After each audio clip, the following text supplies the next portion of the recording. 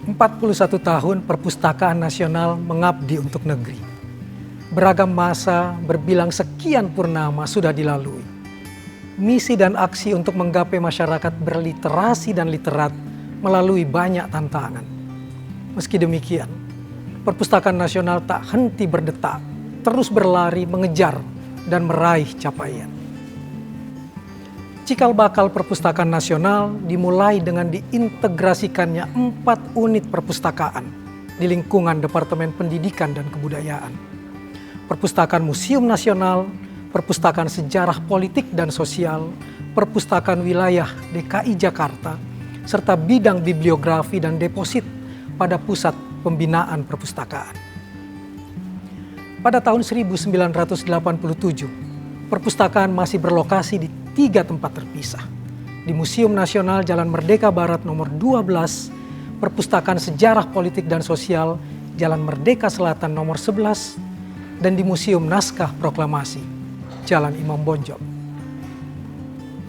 Atas prakarsa Ibu Tin Soeharto, Perpustakaan Nasional mendapatkan hibah berupa tanah seluas 16.000 meter persegi dari Yayasan Harapan Kita yang terletak di Jalan Salemba Raya 28A Jakarta Pusat, lokasi Kawedri, sekolah HBS pertama yang didirikan pemerintah Hindia Belanda di Batavia. Kepala Perpustakaan Nasional pertama adalah Ibu Mastini Harjoprakoso, yang merupakan mantan Kepala Perpustakaan Museum Nasional. Kepala Perpusnas kedua Bapak Hernandono, kemudian dilanjutkan oleh Bapak Dadi P. Rahmananta sebagai Kepala Perpusnas ketiga. Ibu Sri Sularsih melanjutkan tonggak kepemimpinan sebagai Kepala Perpusnas keempat. Dan saat ini, Kepala Perpusnas dijabat oleh pemimpin kelima, Bapak Muhammad Syarif Bando. Melalui perjuangan panjang, lahirlah Undang-Undang Bidang Perpustakaan, Undang-Undang Nomor 43 Tahun 2007 tentang Perpustakaan, sebagai perwujudan nyata pentingnya perpustakaan dalam mencerdaskan kehidupan anak-anak bangsa.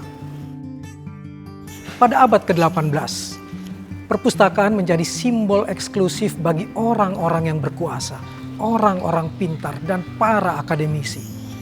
Siapa yang memiliki buku di abad ke-18, dialah yang menjadi penguasa. Di masa itu, pustakawan dan perpustakaan bekerja untuk mengelola koleksi mereka. Di abad 19, pustakawan dan perpustakaan bekerja untuk mengelola pengetahuan. Dan di era Kiwari ini, perpustakaan mengalami perubahan. Mengelola koleksi dan pengetahuan bukan lagi hal utama. Perpustakaan menjadi pusat transfer ilmu pengetahuan dan menciptakan masyarakat berliterasi tinggi. Karena sesungguhnya, literasi bukan sekadar mengenal huruf, kata, kalimat, menyatakan pendapat, dan hubungan sebab akibat. Literasi memiliki 4 tingkatan yang bermakna luas, mulai dari skala lokal hingga global.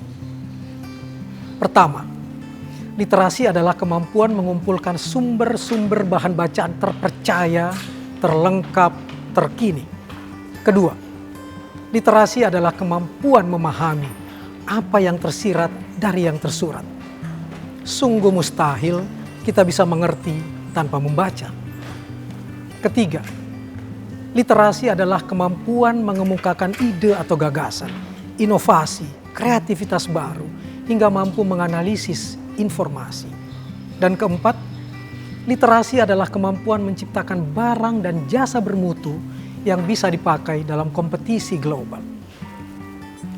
Literasi tingkat pertama, kedua, dan ketiga tentunya baik dan bermanfaat.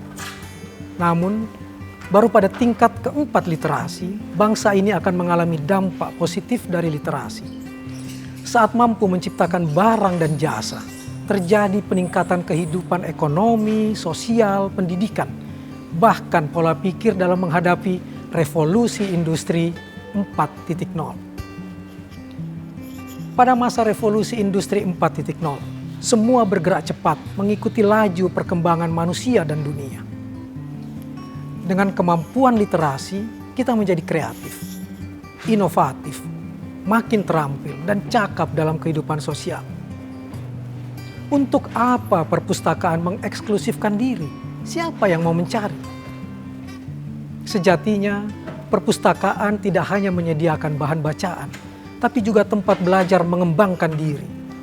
Sehingga masyarakat bisa berdikari, berdiri di atas kakinya sendiri. Perpustakaan yang inklusif, perpustakaan yang terbuka, perpustakaan yang memberikan ruang membina anak bangsa untuk meningkatkan keterampilan hidup. Itulah yang menjadi esensi perpustakaan. Hanya dengan membaca, kita berdaya. Konon, minat baca masyarakat Indonesia rendah. Itu kata dunia internasional, itu kata orang-orang di luar sana. Namun sudahkah Anda menyambangi pelosok-pelosok negeri tercinta ini? Sudahkah Anda melihat masyarakat di perbatasan yang kesulitan mendapatkan bahan bacaan? Mereka haus buku, mereka mencari yang bisa dibaca. Apa yang mesti kita lakukan? Apakah masyarakat harus menikmati penghakiman malas membaca? Sementara kuda pustaka, bemo pustaka, motor pustaka, mobil pustaka, perahu pustaka ramai dinanti masyarakat. Sementara perpustakaan-perpustakaan rakyat, taman-taman baca ramai dikunjungi masyarakat. Penguatan budaya baca dan literasi tidak bisa dilakukan sendiri. Harus ada upaya terintegrasi dari hulu hingga hilir. Siapa di hulu? Itu adalah Anda. Para eksekutif, pemerintah pusat, pemerintah daerah, legislatif, DPR, DPRD, yudikatif, TNI dan Polri. Juga Anda, para pengarang, penulis buku, para penerbit, perusahaan rekaman, penerjemah, penyadur. Bersama-sama buatlah regulasi, distribusi bahan bacaan untuk memperkecil ketimpangan antar wilayah. Anggarkan belanja buku. Ingat, dibutuhkan 3 buku baru setiap tahun untuk setiap anak bangsa. Bila itu terwujud, maka saat itulah kita akan melihat kondisi hilir literasi, budaya gemar membaca dan indeks literasi yang semakin menguat. Seberapapun kerasnya usaha yang dilakukan, seberapapun besarnya anggaran yang dikucurkan, jika Anda hanya seorang diri, tidak akan memberikan dampak besar penguatan literasi. Tetapi, kalau kita bersama dan saling menopang, kita menjadi kuat dan berdampak. Bersama membangun negeri, mencerdaskan kehidupan anak bangsa melalui literasi. Dirgahayu Perpustakaan Nasional, 17 Mei 1980, 17 Mei 2021. Integrasi penguatan sisi hulu dan hilir budaya literasi dalam pemulihan ekonomi dan reformasi struktural.